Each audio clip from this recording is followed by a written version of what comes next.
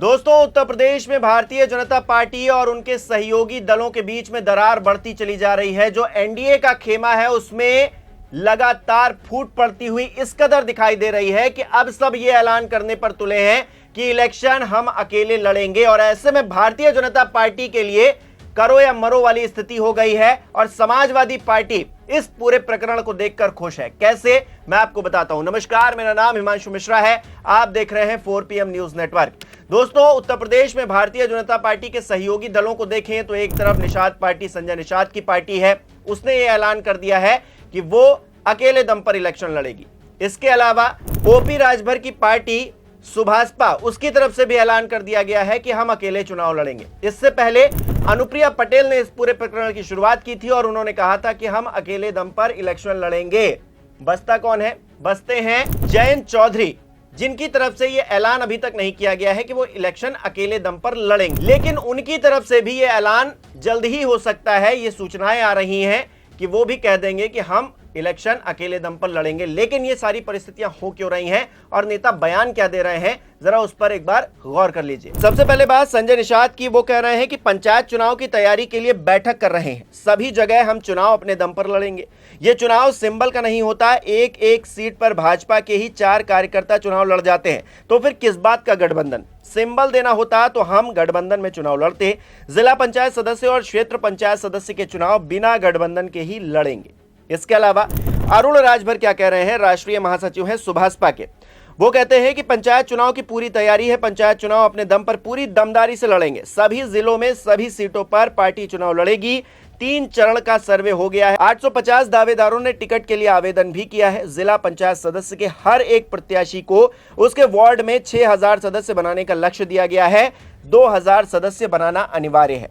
आशीष पटेल, जो कि अनुप्रिया पटेल के पति भी हैं, वो क्या कह रहे हैं अपना दल की तरफ से? वो कहते हैं कि अनुप्रिया जी ने कहा है कि पंचायत चुनाव अपने दम पर पूरी ताकत से लड़ेंगे। जिला पंचायत सदस्य और क्षेत्र पंचायत सदस्य का चुनाव हम अपने दम पर लड़ेंगे, अपने कार्यकर्ताओं को अवसर देंगे। उसके बाद आगे गठबंधन को लेकर पार्टी तय करेगी कि क्या करना है क्या नहीं करना है। सबसे पहले अनुप्रिया पटेल ने जो बयान दिया था उस पर भी एक बार गौर कर लीजिए। वो कह रही थी कि अपना दल एस के कार्यकर्ता सभी ग्राम पंचायतों में चुनाव लड़ेंगे। पंचायत चुनाव पर हमारी गठबंधन से कोई बातचीत नहीं हुई है, लेकिन हमारी पार्टी अपने स्तर से चुनाव की तैयारी कर रही है। हमारे कार्यकर्ता भी पंचायत चुनाव के लिए कमर कस चुके हैं। इस बार पंचायत चुनाव में हमारी पार्टी बढ़ चढ़कर हिस्सा लेगी। पार्टी के सभी कार्यकर्ता पंचायत चुनाव वार्ड और जिला पंचायत सदस्य के पद पर मैदान में उतरने की तैयारी में है। इसके लिए पार्टी बूथ स्तर पर कमेटी को मजबूत करने में जुटी हुई है। तो देखा आपने, 4 सहयोगी दल हैं जिनमें से 3 का विकेट गिर चुका है। जो गठबंधन के साथी थे उन्होंने मना कर दिया है कि हम भारतीय जनता पार्टी के साथ में पंचायत चुनाव नहीं लड़ेंगे। आरएलडी बची है, जयंत चौधरी बचे हैं, लेकिन वो कब तक टिक पाते हैं ये भी अपने आप में बड़ी बात है, क्योंकि वक्फ बिल को लेकर जो उनकी पार्टी में हुआ वो कहीं ना कहीं जयंत चौधरी भूल नहीं सकते हैं। क्योंकि हाल फिलहाल की बात है, वक्फ का समर्थन किया जयंत चौधरी ने और उसके बाद उनकी पार्टी से भी विकेट गिरने शुरू हो गए। तमाम मुस्लिम नेता वहां से निकलकर समाजवादी पार्टी की तरफ जाने लगे। तो ऐसे में जयंत चौधरी को भी पता है कि अगर उन्होंने कोई स्टेप उठाया या फिर सहयोगी दल के तौर पर भारतीय जनता पार्टी का साथ दिया तो कहीं ना कहीं उनके लिए भी आने वाले समय में चुनावी तौर पर दिक्कतें खड़ी हो सकती हैं। लेकिन ये जो सहयोगी दल हैं ऐसा कर क्यों रहे हैं, इसके पीछे वजह भी समझ लीजिए। दरअसल सहयोगी दल पंचायत चुनाव में अपनी ताकत का एहसास करा पाएं, इसीलिए ऐसा कर रहे हैं। और अगर ऐसा होता है तो विधानसभा चुनाव में पहले से ज्यादा टिकट की वो मांग कर सकते हैं। दूसरी बात यह है कि अगर सहयोगी दलों का प्रदर्शन अपेक्षित नहीं रहा तो भारतीय जनता पार्टी विधानसभा चुनाव में ज्यादा भाव नहीं देगी, ये भी तय है। अलग अलग चुनाव लड़ने से वार्ड स्तर पर दलों के कार्यकर्ताओं में जो राजनीतिक रंजिश पैदा होगी उसका नुकसान भी भारतीय जनता पार्टी को ही उठाना पड़ सकता है। सहयोगी दल पंचायत चुनाव में राजनीतिक जमीन मजबूत करने में सफल रहे तो विधानसभा चुनाव 2027 में भी भाजपा की मुसीबत बढ़ जाएगी। सीट बंटवारे को लेकर खींचतान और ज्यादा बढ़ेगी। इन सभी परिस्थितियों का आकलन किया जाए दोस्तों तो एनडीए गठबंधन पर सीधा असर इसका पड़ेगा और दरार बढ़ेगी, जिसकी संभावना सबसे ज्यादा है। और उसका असर सीधे तौर पर 2027 के विधानसभा चुनाव पर पड़ेगा।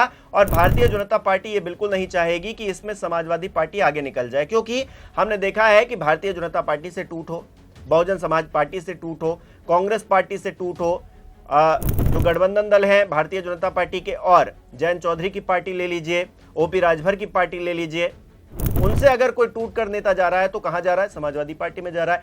यानी कि पीडीए का जो फॉर्मूला है उसके तहत अखिलेश यादव उन सभी को एक्सेप्ट कर रहे हैं जो पीड़ित है, यानी कि अपनी पार्टी से सताए हुए हैं या फिर अपनी पार्टी में उनकी नहीं चल पा रही तो अब समाजवादी पार्टी का वो रुख कर रहे हैं। ऐसे में भारतीय जनता पार्टी के लिए एक ये समस्या कम नहीं थी कि अब उनके सहयोगी दल ही कहने लगे हैं कि भाई हम इनके साथ इलेक्शन नहीं लड़ेंगे, हम अकेले इलेक्शन लड़ेंगे, पंचायत चुनाव हम अकेले दम पर लड़ेंगे क्योंकि हमको अपने कार्यकर्ताओं और नेताओं को मौका देना है। तो क्या भारतीय जनता पार्टी के साथ में रहकर कार्यकर्ताओं और नेताओं को मौका नहीं मिल रहा था? एक संदेश ये भी जा रहा है। और दूसरा संदेश ये जा रहा है कि भारतीय जनता पार्टी के सहयोगी सीएम योगी आदित्यनाथ के नेतृत्व से क्या खुश नहीं है, क्योंकि हर कोई अगर ये कहने लगा है कि हम भाई भारतीय जनता पार्टी के साथ में नहीं जाएंगे, तो फिर भारतीय जनता पार्टी को अपने अंदर झांकने की जरूरत है कि आखिरकार ऐसा क्यों कर रहे हैं और क्या भारतीय जनता पार्टी के अंदर के नेता ही ऐसा खेल करने पर अपने सहयोगी दलों को भड़का रहे हैं। यह भी अपने आप में बड़ा सवाल है, क्योंकि पिछले दिनों मैंने आपको बताया कि सीएम योगी आदित्यनाथ अपनी कुर्सी बचाने के लिए किस तरह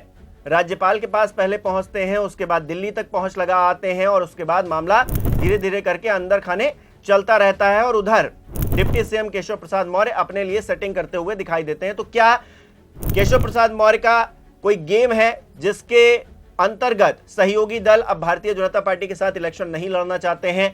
हम देख रहे हैं कि अनुप्रिया पटेल जो कि केंद्रीय मंत्री हैं वो तक लाल आंख दिखा रही है भारतीय जनता पार्टी को और कह रही हैं कि भाई हम इनके साथ इलेक्शन नहीं लड़ेंगे, या फिर ये कोई दिल्ली का ही गेम है। दिल्ली चाहती है कि सीएम योगी आदित्यनाथ को यह एहसास कराया जाए कि वो कहां पर हैं, कितने पानी में हैं, और इसलिए सहयोगी दलों के हाथ पीछे खिंचवाए जा रहे हैं। जानबूझकर ऐसा माहौल बनाने की कोशिश की जा रही है, क्योंकि 26 में इलेक्शन होगा पंचायत और 27 में विधानसभा का इलेक्शन होगा। तो ऐसे में बहुत बड़े गेम की तैयारी क्या चल रही है, क्योंकि सहयोगी दल अगर साथ नहीं देंगे तो भारतीय जनता पार्टी के लिए मुसीबत खड़ी हो सकती है। क्योंकि भारतीय जनता पार्टी का जो वोट बैंक है वो शहरों में बताया जाता है, और जब गांव के इलेक्शन होने हैं, यानी कि गांव के परिप्रेक्ष्य में जब बात होगी तो फिर कौन खड़ा होगा भारतीय जनता पार्टी के साथ में? भारतीय जनता पार्टी अकेले दम पर क्या ये इलेक्शन जीत पाएगी? क्योंकि अभी की मौजूदा परिस्थितियां क्या हैं, जरा उस पर भी एक बार ध्यान दे दीजिए। अभी 80 में से 67 जिलों में भारतीय जनता पार्टी के जिला पंचायत अध्यक्ष हैं।